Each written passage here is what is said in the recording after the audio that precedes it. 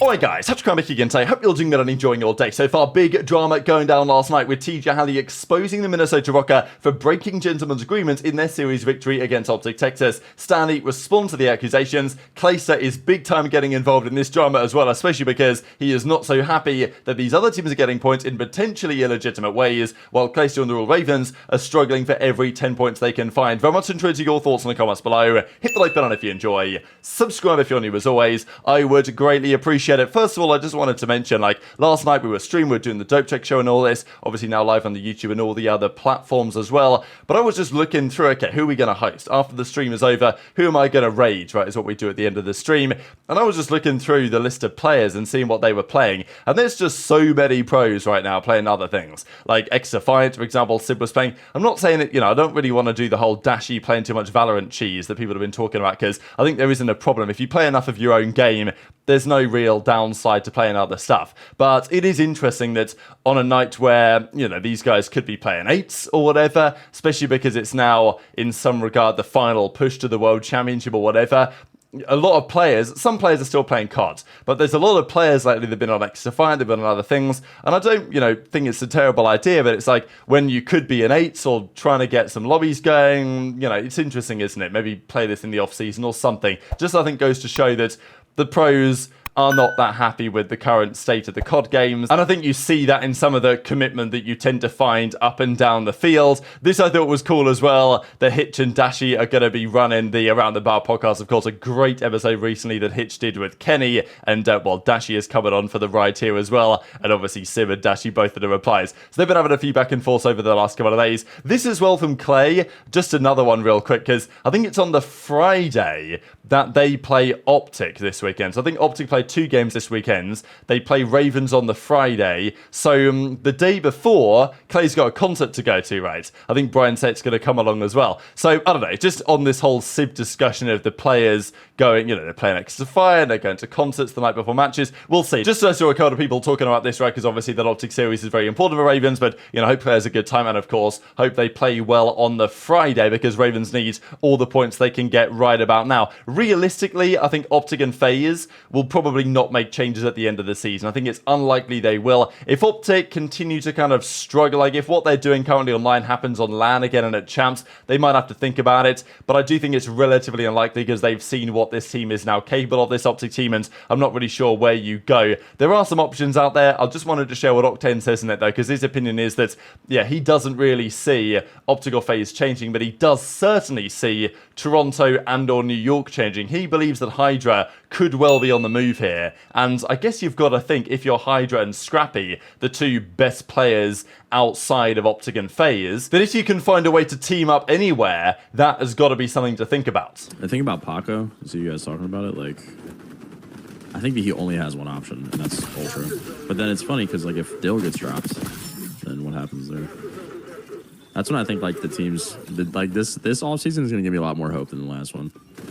There's going to be really, really good players that are free agents that aren't on the top 4 teams. Which, I mean, Dill could just go to New York and like, they could do something there. But I think Dill and Kiz as a sub-duo kind of blows. I think there's going to be a pretty decent shakeup, potentially, with wherever Paco ends up going.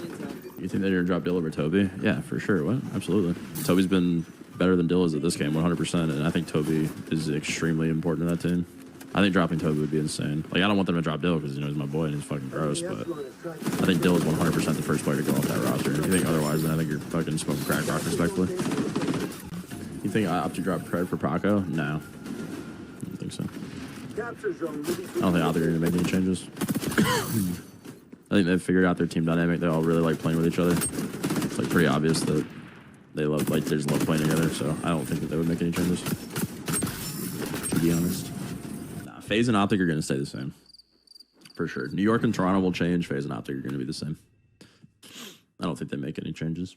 So what do you guys think is a possibility here for this Toronto team next season, right? Because obviously Scrappy is a phenomenal player. This Toronto team won an event earlier this season, but they've not quite been the same team since then. So the question would be, what happens if they can't replicate that from now to the end of the season? What is HyDra thinking? What is Scrappy thinking about it? Octane reckons that there's a good likelihood those 2 guys find a way to team up going into next season. And if that was the case, it would be mega for the league in some respects, but it would then potentially concentrate the talent even further, right? It would be going from a top 4 to potentially what looks like a top 3. So I'm not really sure what I would want to happen, but I guess time will tell what actually will happen. But let's talk about some of this drama, right? Because during the series, OpTic versus Minnesota Rocker, there was a few gentlemen's agreements seemingly getting broken. This was one. Standy lays down on the stairs here. He then realizes that he's stair glitched and then he runs forward. He actually explained this on the show that Standy got told, oh, there's a guy coming to your left. So of course he prepares for the gunfight, lays down, and then he realizes, hang on a second, actually, I'm stair glitching this. So I got to hit the, I got to run and go for the chal. He does run, go for the chal, and then eventually dies. So, this is a stair glitch, and Standy admitted, yeah, like I stair glitched that, which is breaking a GA, but on some level, he didn't get a kill doing it, he ran away, he eventually died, so it's maybe not the end of the world, but it's still something that shouldn't be done. It's just a gentleman's agreement that was broken there by the Minnesota Rocker. They won this map anyway, so in the grand scheme of things, maybe it didn't massively matter. But I will say the GA discussion has changed quite a lot during the season. You guys, I'm sure, will remember when the Seattle Surge were breaking every GA under the sun. The feeling was, well, they've done it again, they should be blacklisted. I think they were blacklisted from scrims for some time. But even when the first GA of the season was broken, when Skyz apparent, well, it seemed like he did anyway, I think it was against the Gorillas, wasn't it? He did a bit of snaking in P1 and was like, oh, well, just a mistake, an honest mistake. I didn't mean to do it, guys, and all this. And this is the problem with GAs. Certainly as we get down to crunch time in the season, how do you really police it? Well, you don't. The pro players have made their own rules here, so it's their job effectively to police this stuff. And if they can't do it, then, well, nobody's going to follow it. But also the default response now seems to be from the teams, oh, well, our bad guys, what do you do, silly me type thing, like, we'll try better next time to not do it. And then some of the teams might be thinking, well, hang on a second, are we sure this was accidental? Because for Seattle, they could do some stuff, even if it was accidental. They were getting blacklisted. You got to be more careful, would be the argument. So this is what TJ Halley says, because obviously, Ravens would have really liked OpTic to win this series.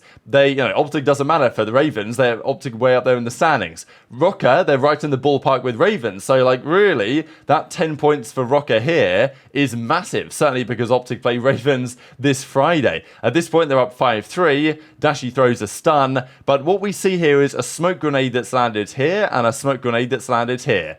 And I think another one that, Shotzzy had one smoke, and then we had 2 smokes from the Minnesota Rocker. Linz, it seems, through this one. Standy, it seems, through this one. So during what turned out to be a critical round in the comeback the Minnesota Rocker achieved, they threw 2 smokes, which is, too many, right? It's 1 too many. You're allowed 1 smoke per team, but, of course, it's difficult to police. And the explanation that Standy gives is like, yeah, often him and Linz will switch up between who runs the smoke. There was a language, communication barrier and all this, because of the language stuff, they got it wrong on that occasion. They both had the smokes. They weren't aware the other guy had the smokes. And to be fair, that can be an honest mistake that happens. But nonetheless, I'm sure OpTic and even Ravens will think, are we sure this was just an honest mistake rather than you're down 5-3 in what was an absolute must-win series, right? You got to understand from Minnesota Rocker. They lose this, they stay at 130, they play Toronto, Subliners, Vegas to close out the stage. Like,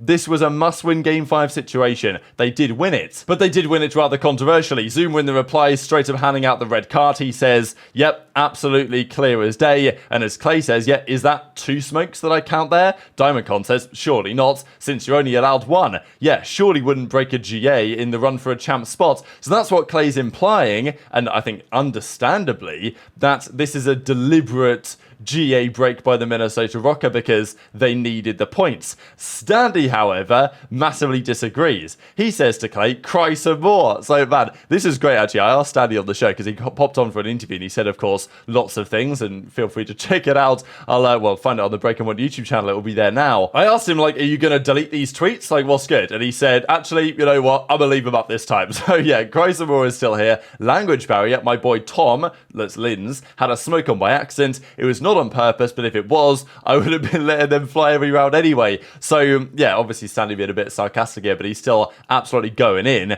And as Clay says, I'm on your side. Preposterous to think you guys would have 2 smoke grenades on. So, I mean, look, Clay's still joking around as well. Clearly, Clay frustrated, understandably, with this state of affairs. And Standy's just going to twist the knife and say, yeah, screw it, we broke the GAs. We're going to admit to it. Although it was an accident, so our bad. But yeah, we did that. And cry more, Clay, cry more. You lost the points, regained the points, and unlucky.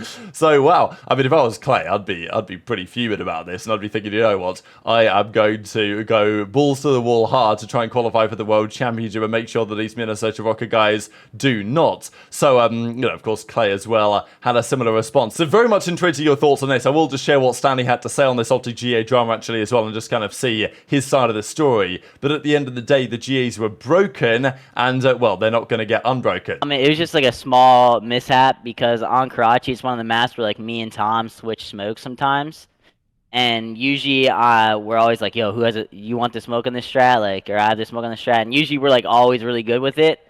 And then this round, I think Tom just had it on by accident, but he didn't mean to have it. And unfortunately, it might have changed around where Linz might have died and Pred might have stayed alive, but in my head, they still got 5-2 comeback on 4v2, 2v4. Like, I may be cheese right here because we still did break the GAs, but it is what it is. We did it by accident. Well, 5-2 still 5-2. Obviously, he did break GAs, but it still is 5-2. So we'll live with that one. Red card. It's a red card for sure. Did not mean to do it, but happens. Mistakes happen. So I'm sure the question on many's lips will be, okay, are we going to get some sort of karma emerging here, right? Like, if Minnesota Rock are breaking these GAs, are they going to do it again? Like, New York, to be fair, are a team themselves. They, seem to like a bit of a stare glitch now and then. They potentially are on the border of one of those teams that breaks GAs more often than they potentially should. Because I guess occasionally it might happen, right? But if it becomes a regular thing, you're starting to wonder whether this is champ spots on the line, this is careers on the line, and you're starting to see some stuff emerge that the pros aren't so happy with. So against New York, we shall see. Like, if Minnesota start pulling out this stuff against New York, then I think there is a really compelling case to be made that it's not necessarily just accidental. Same thing against Toronto, right? But 2 massive games for the Minnesota Rocket this weekend. Ravens, as I said earlier, they play OpTic on the Friday, and they play Miami first thing on the Saturday. But very much interested in your thoughts on all this stuff in the comment section below. Hit the like button if you enjoyed. Subscribe if you're new. Take care. And I'll see you next time. Then who wins in a fist fight? You and Steph versus Fat, Thieves, and Clay? Are you fucking crazy? Are you out of your fucking mind? I got Fat, Thieves, and Clay. Yeah, okay. Funny is I could use you as a weapon. I could hit you up. I could pick you up and start hitting them with you. Oh, man? Look like a fucking baton. Tony, you're fucking 5'6". I'm big. I'm taller than you. 5'8". You're 5'9". You're 1 inch taller. I'm 5'10", and you're 5'7". Okay. I'm 5'8". You have a bobblehead. How you gonna fight with a fucking bobblehead? That's fine. Yeah. I gotta. How you gonna fight with that big ass head? It's such an easy target. You can't even fucking miss. I can use. Okay, I can headbutt the fuck at anybody. I'm gonna headbutt the fuck out of anybody. You're too fat to be headbutting. Coming from you. If you fought any type of storm, you'd blow away. Yeah, it's a good one. Hey, it's a good one. You'd take flight. You'd be like a paper airplane. Man, okay. I'd beat the fuck out of you. It's your man titties. You're skinny fat. You're skinny. You think you shit on your titties. You're skinny fat. You're skinny fat. But I got pegged. You got duck feet. You got fucking duck feet. Guys battling the environment. You basically to that great hold from Ravens.